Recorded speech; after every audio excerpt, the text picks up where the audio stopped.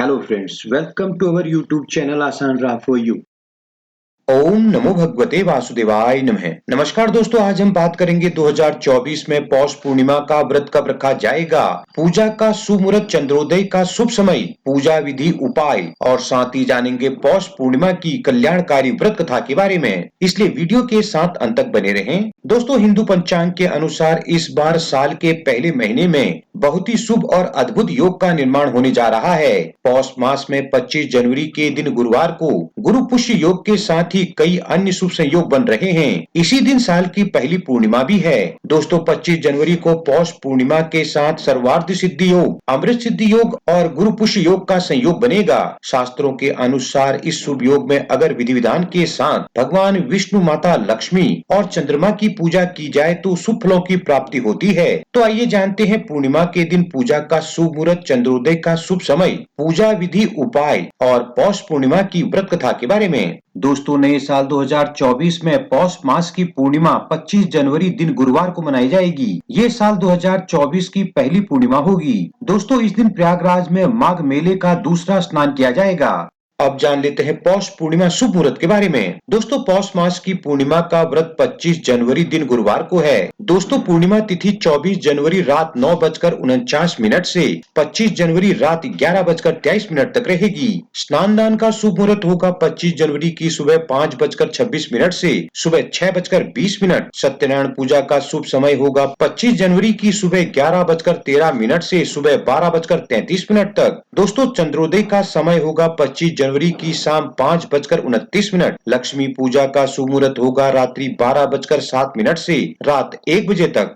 अब जान लेते हैं इसकी पूजा विधि के बारे में। दोस्तों, पौष पूर्णिमा के दिन पवित्र नदी या जलाशय में स्नान का विशेष महत्व है। यदि आप स्नान के लिए नदी पर नहीं जा सकते हैं तो पूर्णिमा के दिन घर पर ही ब्रह्म मुहूर्त में गंगा जल मिले जल से स्नान करें। दोस्तों, स्नान के बाद व्रत का संकल्प लें और सूर्य देव को लाल पुष्प डालकर जल का अर्घ दें। फिर भगवान विष्णु जी की विधि विधान से पूजा करें। दोस्तों, स्नान के बाद किसी ब्राह्मण या जरूरतमंद को अन्न, गर्म कपड़े, शक्कर, घी, गुड़ आदि का दान करें। अगर आपकी कुंडली में चंद्रमा कमजोर है तो सफेद चीजों का दान करें। दोस्तों, दिन भर पूर्णिमा का उपवास करें और संध्या काल में भगवान विष्णु, माँ लक्ष्मी की प्रतिमा को तिलक कर धूप दीप के बाद पान, तिल, रोली, मोली, कुमकुम, फल, फूल, पंचगव्य, सुपारी, दुर्वा आदि अर्पित करें। दोस्तों, इसके बाद भोग स्वरूप चरणामृत, तुलसी दल या तुलसी पत्र डली खीर अर्पित करें। फिर सत्यनारायण व्रत कथा का पाठ या श्रवण करें। अंत में श्री हरि जी की आरती कर उनके मंत्रों का जाप करें। दोस्तों, रात को चंद्रोदय के बाद चंद्रमा को धूप दीप व अर्घ देकर व्रत का समापन करें।